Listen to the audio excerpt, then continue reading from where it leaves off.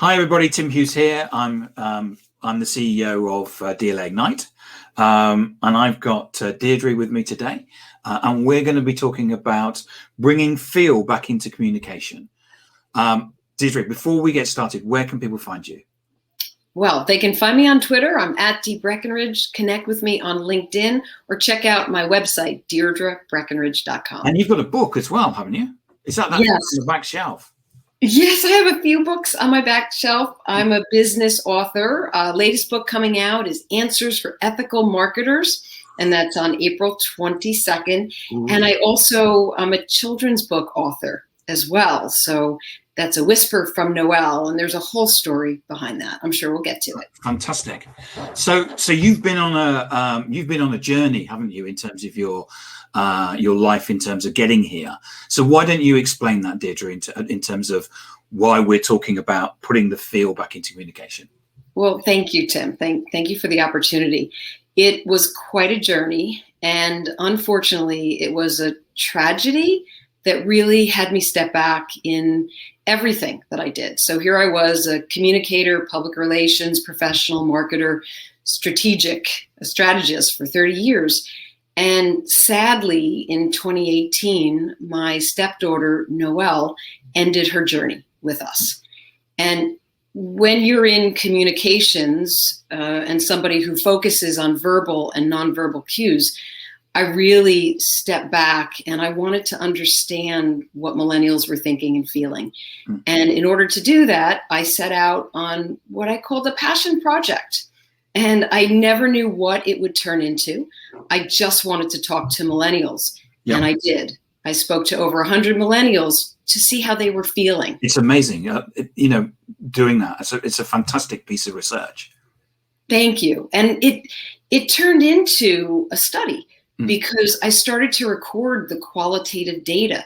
Calls that I thought would be 10, 15 minutes turned into 30 minutes. 60 minutes, 90 minutes, if you can imagine. And these millennials were so open with what they were sharing. They were so passionate and they shared what was in their hearts. And when I looked at all of the data, what I saw were 4 buckets form. And they spelled a word, which was feel, because millennials really wanted the people around them to face their fears, engage with empathy, live with ethics and good judgment, and unleash the love in everything that you do, especially in your communication. So go through that again, Deirdre. Sure. So the F in feel is face fears, which really means be open and inclusive and really be able to have a deeper understanding and when people offer rich perspective. Empathy is the first E, and that's engage with empathy, kindness, caring, understanding. How do you get there? Ethics is the second E, right? Living with values and ethical conduct, good judgment, and love. Unleash the love or passion. Take a stance for a cause. Yep. So I think it's fantastic, and I think that it's a great. There's 4 really great things that we should be doing in this world today. Yes. I'm not speaking as a millennial, of course. Right. And then, Tim, that's the thing. So this started with millennials. And when I learned what they needed and how we can all add more feel at any touch point, because if you think about it, if you add a feel lens at a point of engagement, it's not just one-off. It's not just a simple transaction. That's how you get to the loyalty, the trust, and the advocacy that so many marketers like myself and PR people, what we really strive for. But it's not just millennials, it's any generation. And then, of course, it was that question, how do you know if you feel first? Maybe we already think we feel in our communications, and that's why we developed a test to test how you feel. Right. So talk us through that, because, having that feel lens on things, I think that it's a very millennial. While we say it's a millennial thing, I actually talk to an awful lot of people who are, I'll call my age. I'm Generation X. Me too. I'm Gen X. And I talk to a lot of people who are Gen X people, and we believe in this as well. Yes, absolutely. I think we all want to feel. There's no doubt about it. If I've learned anything from any group that I've spoken with, is that we do care. It's just what level do we show this? Yeah. And what's going on externally that increases feel or lessens feel. So this test that my team and I developed was a way for professionals to say, okay, maybe I thought that I was being facing fears and being open, but maybe I'm not. Maybe I thought I was empathetic, but maybe it's on a lower level. Maybe I thought I was ethical, but this wasn't good judgment. And maybe I'm not energetic and unleashing love. And the test itself is 32 questions. So it's not some little, 10 and done questionnaire. You go in, you take a test. There's 8 questions per bucket of feel. And the test evaluates you on an overall feel score, but it also looks at you as your ability in each bucket. And however you score, the test will recommend exercises that you can do to increase your level of feel. And then when you work on it, you create a roadmap. There's a roadmap that lets you feel more. You can take that to any channel, yes. Whether it's your media interviews, whether it's your presentations on stage, maybe it's being in a group setting in your company. Take feel with you and then measure it on the back end. And this is a website that you can go to and yes, yeah, okay. Yes, it's feelfirsttest.com. I am thrilled to report we have over 9,000 answers in our database, and I am going to be reporting out on the first part of the test findings, which is the facing the fears part, comparing millennials to Gen X. It's very interesting. Ooh. So that's coming. I'm very excited. Ooh, looking forward to that. Yes, I can't wait to share it. Yeah. That's not to say that there's 9,000 people who took the test. Remember, it's 32 questions. So we have a good cross-section of generations, about 300, almost 350 people who took the test. And when's that coming out? Oh, I am hoping in this month, in April. Today's April 1st. So yes. So I'm thinking toward the end of this month, we'll be sharing that. And I'm really excited about it because I think it's important information that people see and feel. Yes. Yes. And I mean, are you in terms of the people that you work with? Because you're one of the things that you're doing is helping executives implement this feel methodology. In the people that you're working with, what changes are you seeing taking place? Because obviously there's an as is and then we go on a journey. What things are you seeing that are changing? I am seeing very busy executives who have a lot going on, managing many staff or all of their communications. I'm seeing them step back, become much more emotionally intelligent over situations, being self-aware, managing themselves, being more reflective so that they can respond appropriately. So I do communications training, and one company that I'm working with now, an asset management firm, it's wonderful to see they're on the director level and higher, people embracing the ability to, I'll call it, be more present as a part of the empathy piece, as well as a part of the face fears and be open piece. Because it changes the way you react. It definitely does. Yes. I mean, one of the things that we're seeing, so I'm recording this on the 1st of April, 2021. Just for context, here in the UK, we've now vaccinated nearly 60% of the people here. Wow. And there's a discussion now about people going back to the office. Mm-hmm. And nobody really kind of knows what that's about. PwC are being very good at putting out stuff about the fact that you don't need to go into the office if you don't want to. Though I noticed that Google have just made an announcement that if you want to work from home, you can only do that 14 days a year. So there's all kinds of a mixed message. But what if I go to London, I've got to get on a train, and I've not been on a train now for 12 months. Right. Yeah, I haven't either. and that means I have to mix with other people. And then going into the office means I've got to mix with other people as well. And I think there's and one of the things that I'm sensing is that there is some people thinking that we're going to go back to the way that we were back in February 2020. And I'm just wondering whether all of these things like having empathy and sharing vulnerability and sharing your wrong and things like that is kind of in the current moment. It is. And when we go back to the office, we're going to go back to the way it was before, where we bully people and stuff like that. What do you think? It's a long question, but what do you think is likely to happen in the future? Well, I think that sometimes old habits die hard. Yeah. So let's face it, if there's a way that an organization is working and it's systemic in the organization where they are not as emotionally intelligent as they should be, they're not open and inclusive, or maybe they're not even ethical, that is not going to change when people come back. The only thing that changes is the expectations of the people who come back and what they've been through and their hope for what will be better. And you mentioned a word, vulnerable.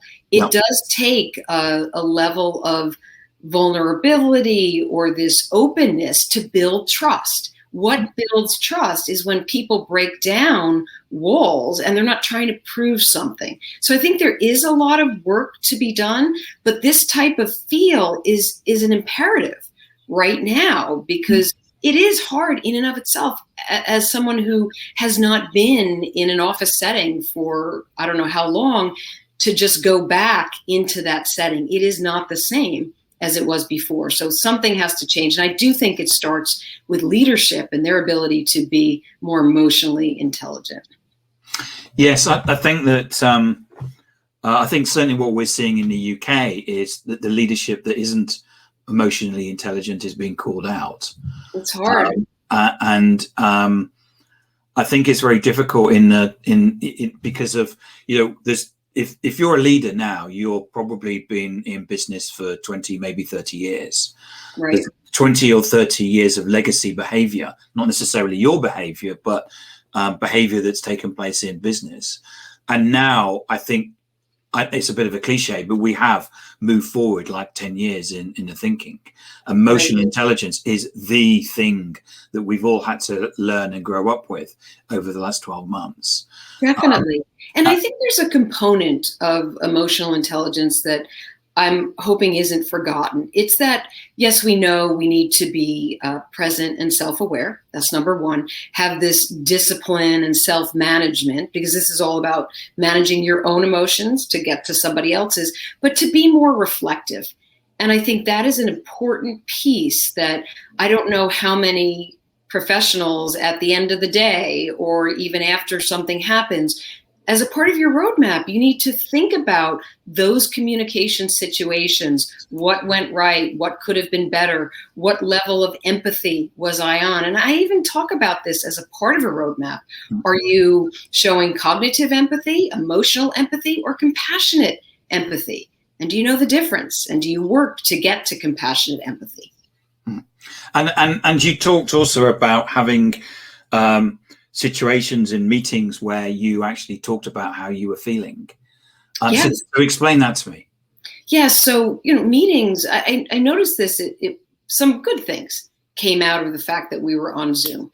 And many leaders will start a meeting with some kind of a moment to share how you're doing, how you're feeling. However, what I always stress is that people will share as long as you are open to share what is going on in your world. Yeah. And, it's okay to say that the kids are loud today. Oh my gosh, my dog just busted in. We're all human. And I think starting out that way and then getting to the business of the day is a good way. I had a presentation to the CEO the other day, and the other person on the call their cat came in and basically started like, Yes. the cat was like this, and she was going like, get off, get off, get off. I said, look, sit there with your cat. I mean, it's like, come on. And it's like, and you could, and the cat is like, but it's accepted now. Come on. Right. I was on a call, and I was studying the executives who were presenting so I could give them feedback.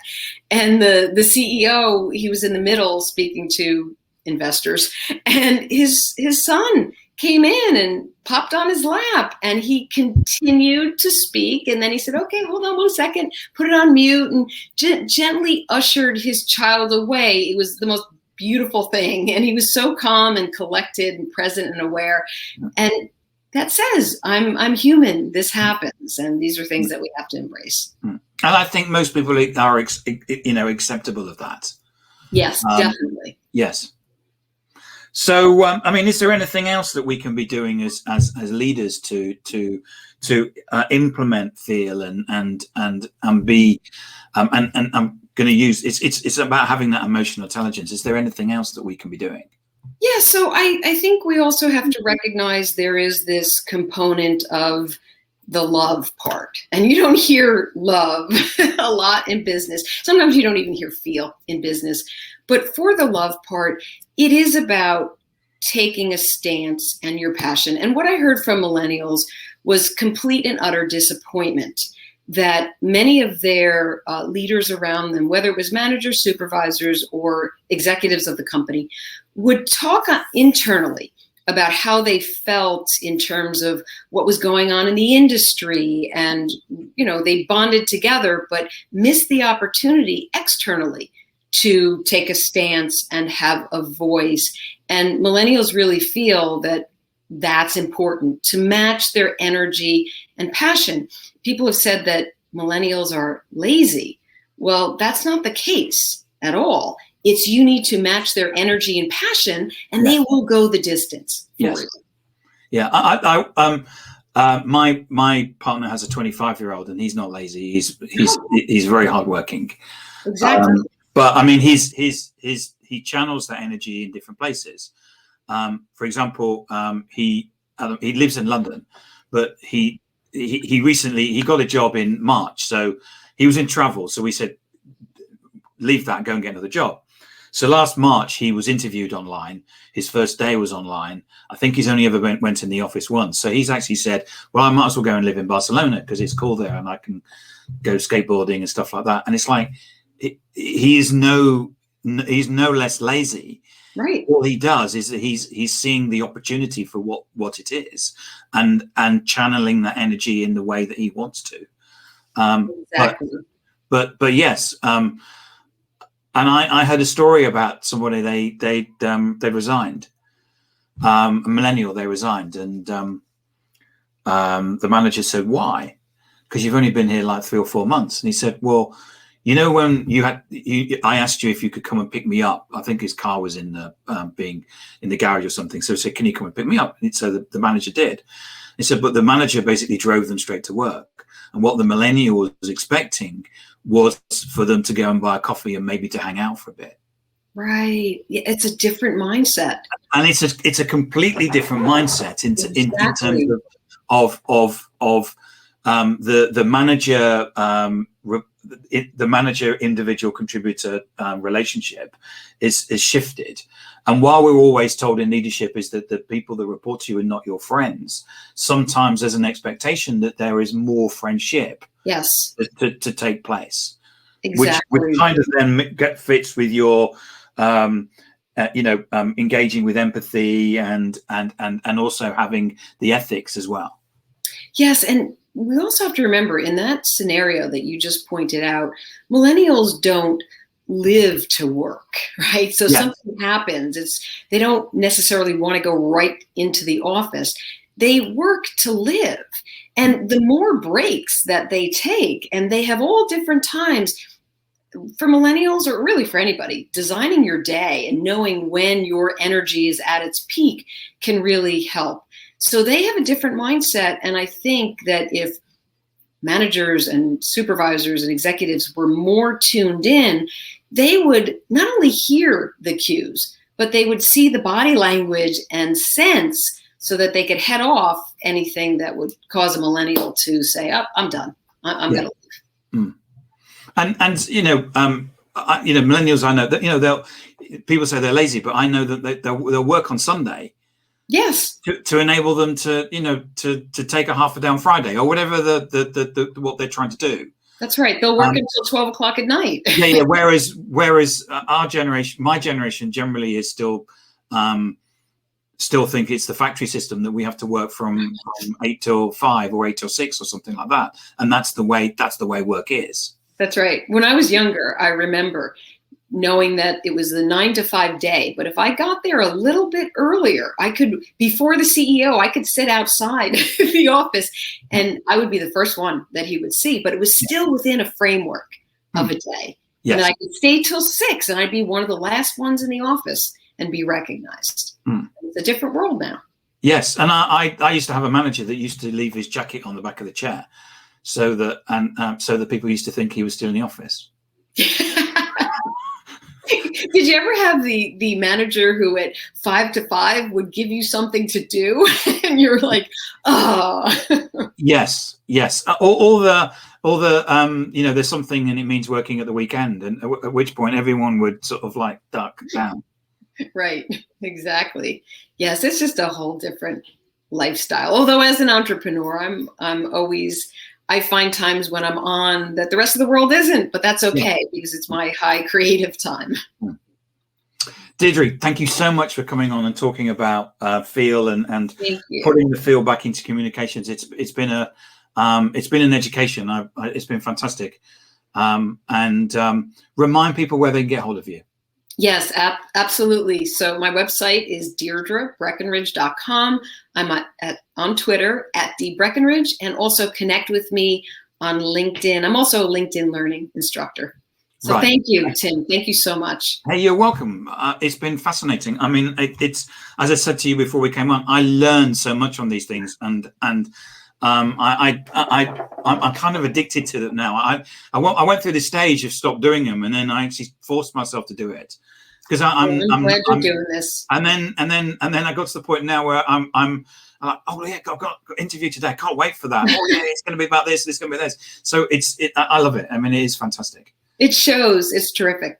Thank you. Thank you so much, Deirdre, and I'll see you online soon. Absolutely. Take